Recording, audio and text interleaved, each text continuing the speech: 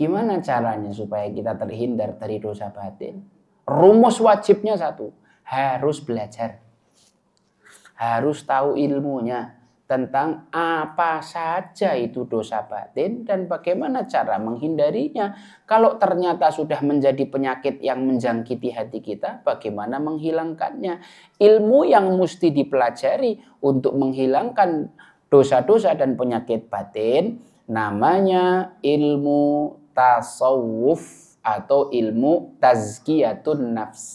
Sebagian orang membahasakannya dengan tasawuf, sebagian membahasakannya dengan tazkiyatun nafs. Kalau saya ngikuti guru-guru lebih memilih istilah ilmu tasawuf, yang mana ada beberapa buku yang saya rekomendasikan, boleh dibaca, sangat dianjurkan untuk dibaca. Paling tidak satu, namanya kitab Ar-Risalah Al-Jami'ah karya Habib Ahmad bin Zain Al-Habasyi.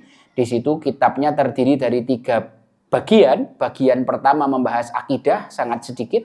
Kemudian membahas fikih ibadah dari awal sampai akhir, bab sholat, zakat, puasa, haji.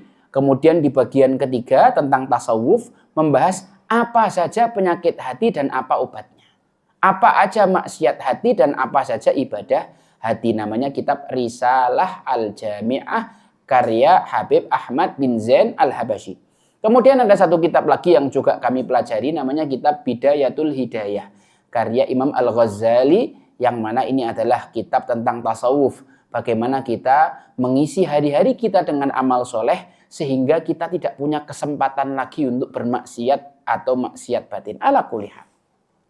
Tapi ada satu warning, ada satu peringatan yang sangat penting sekali untuk kita sama-sama perhatikan, bahwa mempelajari ilmu-ilmu ini tidak direkomendasikan dengan cara otodidak.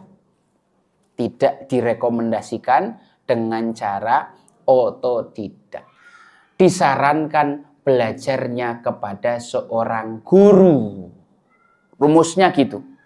Belajarnya kepada guru. Karena para ulama kita menyebutkan man la syaikha lahu fasyaitanu syaikhuh. Orang yang tidak punya guru, maka setanlah gurunya.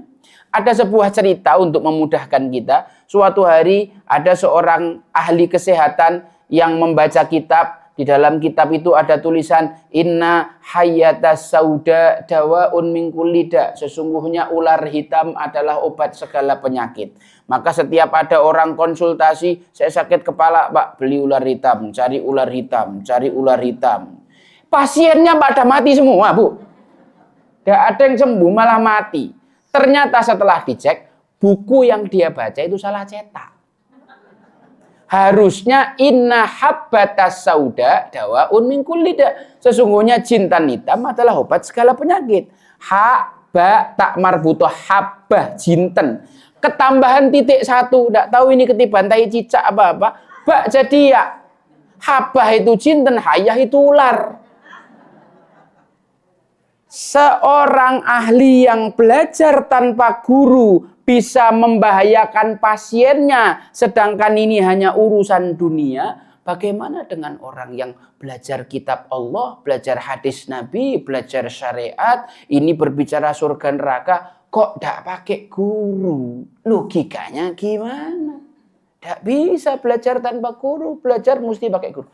Berarti tidak boleh baca sendiri, Ustadz? Boleh. Cuma kalau kita mau sampaikan pemahaman kita kepada orang lain, mesti di cross check dulu sama guru kita. Ustadz, Al-Fakir baca kitab ini, dapat pemahaman seperti ini. Mau Al-Fakir sampaikan ke murid Al-Fakir, kira-kira ini sudah pas belum ya anak kalau nyampaikan gini? Gitu adabnya kita terkait menyampaikan ilmu, karena ilmu ini amanah. Nah, gitu. Kemudian setelah kita belajar ilmunya, belajarnya sama guru, ibu harus memilih lingkungan, kawan, sahabat, dan circle yang baik. Karena kadang-kadang kita ini karena baru belajar, baru sedikit-sedikit ngilangkan penyakit, baru sedikit-sedikit menginstal obatnya di sini. Lah kok ketemu teman lama? Wah, sudah hilang semua itu nanti. Nah, ini hal yang perlu dijaga. Jadi setelah kita belajar ilmunya, salah satu bentuk perlindungan diri dari penyakit-penyakit itu tadi, selalu merapat mendekat pada orang-orang soleh, teman yang baik, circle yang baik. Itulah nanti yang insya Allah akan menjaga. Saya gitu ngalami ketika saya ada di grup yang circle-nya dalam tanda kutip, itu setiap diskusi dan debat itu bisa bikin hati sakit dan kotor. Tapi ketika kita bersama dengan guru kita lihat akhlak beliau, cara berpikir beliau, bagaimana beliau merespon sesuatu. Ya Allah, adem tenan ustadku gitu. Itu yang Ana rasakan gitu. Nah, Ana pengen ibu-ibu juga ngerasakan. Wallahu a'lam bishawab. Monggo, mungkin ada pertanyaan yang lain.